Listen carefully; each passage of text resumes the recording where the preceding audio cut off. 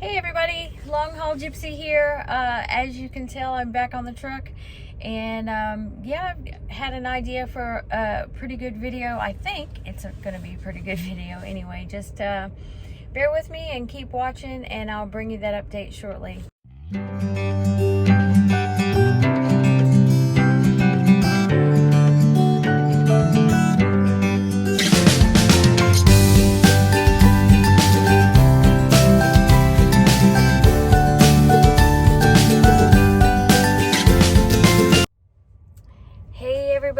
So I'm so glad to be back on the truck, and we'll be rolling here shortly. But I did want to cover something regarding TNT training. So I did make an outline this time, so it won't be hopefully not so haphazard as normal. But here's what I want to talk to you, and the subject for today's video is, in my opinion, what you need to get out of your TNT training with Prime.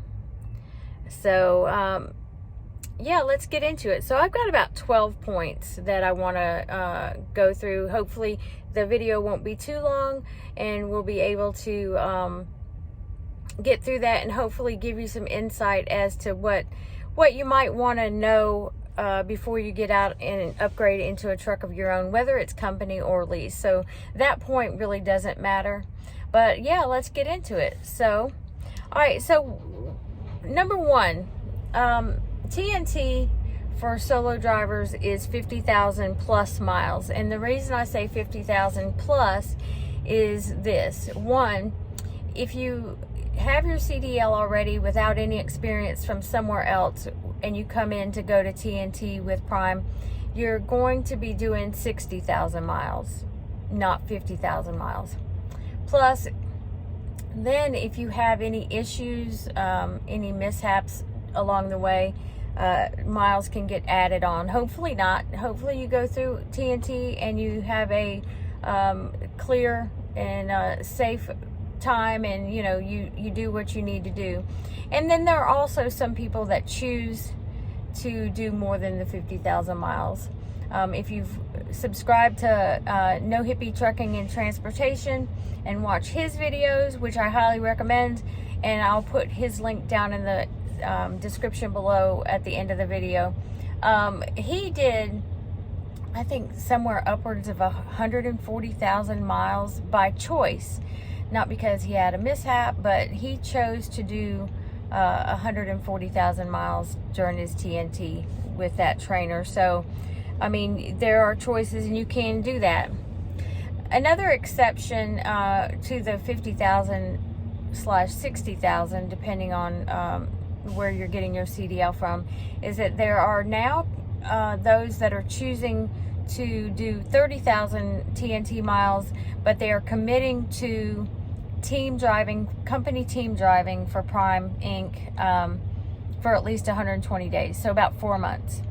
And that's cutting their TNT miles short. I personally have my own opinion about that, about putting two new drivers together and throwing them out there. Anyway, regardless, the fact is that if you can do only 30,000 TNT miles if you commit to doing team company for 120 days. So number one, 50,000 plus miles with the exception of team commitment. Okay, so number two, the one thing you want to make sure you get during your TNT is that you want to make sure that you get vast interaction with shippers and receivers. You really want to learn how to interact with customers. If you're on your TNT truck or trainer truck and you're not interacting with customers, you're not getting what you need. When you upgrade, you are Prime to that customer. If you don't know how to interact with the customers, you don't know how to go into a shipper or receiver and do business, it's going to put you at a great disadvantage. So very important to make sure that you are getting a lot of interaction with shippers and receivers and our customers. Okay. Number three, very important for your TNT. You also need to know and have a good understanding of the macros that we send every single day. Arrive at 01, depart, directions to locations, freestyle message to your dispatch.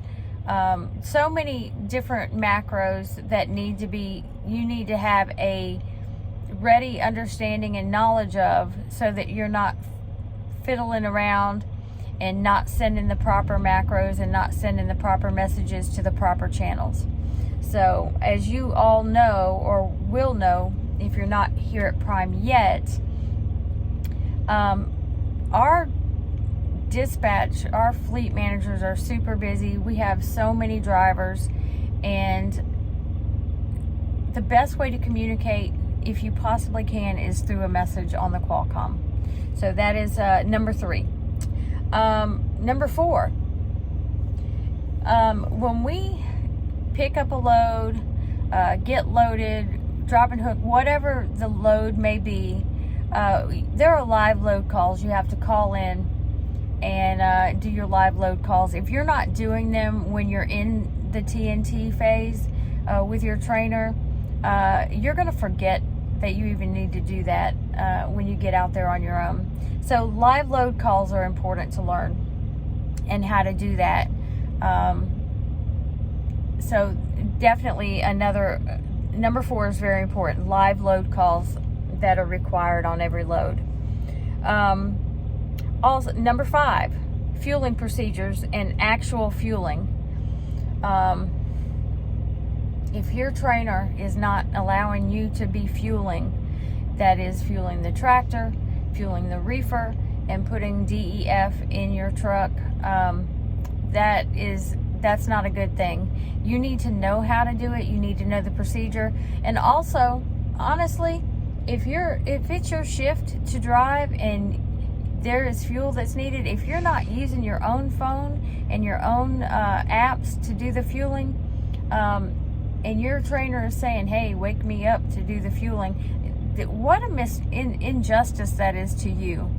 You're not learning what you need. And I've heard from several recently upgraded people, and those going through TNT now, they're not getting that opportunity to fuel the truck and learn how to do that. So again, fueling your truck, fueling your reefer, keeping DEF topped off, those are all things that you need to know how to do it. And look, I came out after a couple years off, and when I left trucking before, fueling wasn't being done on the apps. It was all at the pump and standing out in the freezing cold. It's a new ball game now. I think all the major truck stops, Loves, Pilot, Flying J, Petro, TA, are all mobile app accessible. So you can literally sit in your truck and get things started before getting out. So number 5, fueling procedures and actual fueling. You need to know how to do that and know how to do it well. Number 6, trip planning. Now, trip planning is very important, especially to new drivers. You need to know how to plan your day. You need to know where plan A, plan B, plan C, as far as where you're stopping on your 30-minute break, where you want to stop for your end of day or end of drive shift to start your 10-hour break. You always want to have a couple of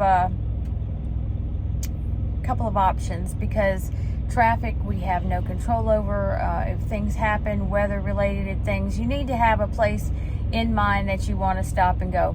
Also, you need to have routes that you know, alternate routes in case of something happening. Of course, we have the Qualcomm navigation system. A lot of people use additional truck GPS devices. I know that a lot of people are using Google Maps, not for directions, but to see the satellite view of shippers and receivers so that they know how to get in and out. All smart things to do. However, let me put in there also, have an atlas, a trucking atlas on your truck. Know how to read your map and know how to plot your way. Don't be stuck because your electronic devices have gone down and they're not working. Get your map out, plot your route, know another route always, and so that you can keep your loads on time and that you don't have service failures because of late deliveries. So trip planning is super important. You'll get better as that goes along. I can stand to get better myself. I have goals as far as getting better at trip planning. Not that I was horrible, but I could be better, and I'm looking forward to being able to put all that to use. So number 6 is trip planning. Number 7, while you're on your trainer's truck, it is a perfect opportunity to learn and get a full understanding about hours of service. So you want a full understanding of your 8-hour clock, your 11-hour drive clock, your 14-hour clock, and your 70-hour clock. Also, perfect time to learn about split sleeper berth, whether it's a 2 and 8 or 3 and 7. So definitely make sure that you have a precise and clear understanding about hours of service as they pertain to us, and so that you don't get violations on your logs as well. So number 7 is a full understanding of your hours of service, including all clocks, 8, 11, 14, and 70.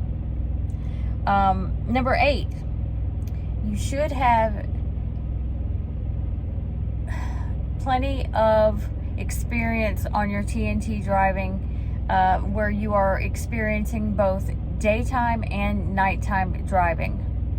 A lot of us have a preferred time to drive, right? There are solar powered truckers and there are nighttime truckers, but sometimes your preferred schedule is going to get messed up a little bit because it's load dictated. So you need to have experience driving both daytime and nighttime. It's just really important that you can be flexible that way. Make sure you utilize your clock. If you're literally driving 10 hours, down 10 hours, driving 10 hours, you're eventually going to get turned upside down. You need to be comfortable enough driving both daytime and nighttime hours. So number 8 is daytime and nighttime driving. You should have experience with both, not just one. Okay, number 9, driving in all weather conditions. So a lot of people are going through this right now. It's a hellacious winter going on, and while personally my TNT trainer has tried to keep us out of the most drastic of winter conditions, we've still had some. And quite frankly, while you're in TNT is the perfect time to experience your first weather related driving conditions, specifically snow and ice. So I can't even imagine starting at a time where during training I didn't have winter conditions. How terrifying it would be to come up next winter on your own, already upgraded from your training miles, and never having had driven in the inclement weather, snow, ice, all of that. So hopefully, if you're thinking about coming to Prime, you'll start at a time where you get some of that, because you'll definitely be a lot more comfortable. And heck, those of us in TNT right now going through these winter conditions, next year we should be pretty prepared, and it won't be as difficult. Hopefully, fingers crossed, we don't have winter conditions like this next year. If we do, No Hippie Trucking and Transportation is taking a month off, so I've been told. So anyway, yeah, that was my joke for that one. Okay, so number 9, driving in all weather conditions. Number 10, you need to make sure that you're getting driving experience in various terrains and traffic conditions. So you want to, yes, there's a lot of flat area, but there are mountains to drive, there are city driving to do, and country driving. You need to get the benefit of driving with a trainer through city traffic. LA, Atlanta, Chicago, Philadelphia, Boston, Baltimore, Dallas, Albuquerque. Some of those are worse than others. But it's a perfect time for you to get those miles in during rush hour traffic, and learn to deal with all of that with some patience. We can't control other people's driving, but we can learn to slow down a little bit and be patient getting through those high traffic areas. Also, driving in the mountains is considerably different than driving on the flat terrain. You know, learning how to use your engine braking, learning how to use your cruise, okay, can't speak today, learning how to use your cruise control with your engine braking so that you can descent a grade without burning up your brakes. Nothing worse than your brakes smoking by the time you get down halfway down a mountain.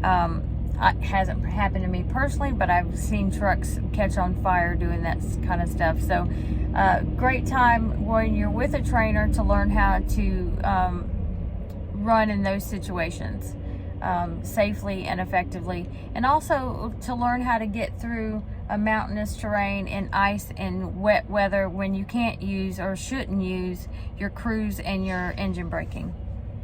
So number 10 is driving in various terrains and traffic situations. Number 11, and this is important, I've heard of so many people struggling and not getting what they need. So number 11 is real life backing and docking experience with your trainer or mentor.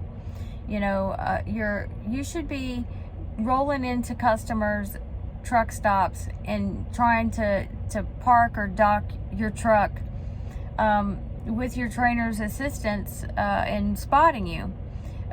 There's great value in that, because they should be teaching you how to not over correct yourself, or, you know, get out and look, giving you some confidence, and you know, as you go through the miles, get that get more confidence in your backing skills, so that when you're out on your own, you can just stop for a second, breathe, and say, okay, nobody's here to spot me, but if I get out and look and see where I'm going, you know, regardless of how long it takes, it's gonna I'm gonna get it done safely. And keep this in mind. My father drove for well over 20 years, and one time I asked him, I said, when does backing get easy? And he said, you know what? No matter how long you're driving, there are days when you can back perfectly and everything's cool, and then there are days that you're like a rookie again. So don't be so hard on yourself, but get that backing experience at customers, at truck stops, wherever you're at. Get backing experience with a mentor. It's valuable. And honestly, trainers, if you're not letting your students back, if you're not letting them get all these experiences, shame on you. Shame on you. It just shouldn't be that way. You're setting your student up for failure, or at least a very hard time. So number 11, real life backing and docking experience with your trainer / mentor. And then finally, number 12, and I find this to be super important, and thanks, shout out to Jenna of Driver Lineup. She gave me this one and number 11 when I was making my list. Make friends with experienced drivers and create a solid support system.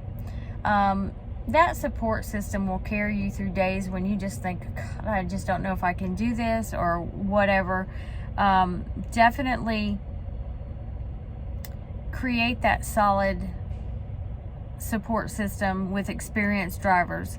And experienced drivers at the company that you work with, Prime Inc., are valuable. They can remind you about macros that you may forget. They can help you handle a certain situation. They can give you a heads up about a certain shipper or receiver.